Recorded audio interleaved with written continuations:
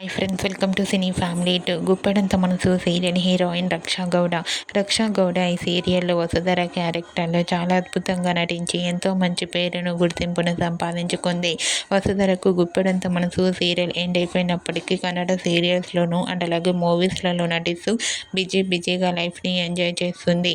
రక్షా గౌడ తనకు సంబంధించిన ప్రతి లేటెస్ట్ అప్డేట్స్ని ఎప్పటికప్పుడు షేర్ చేస్తూ ఉంటుంది.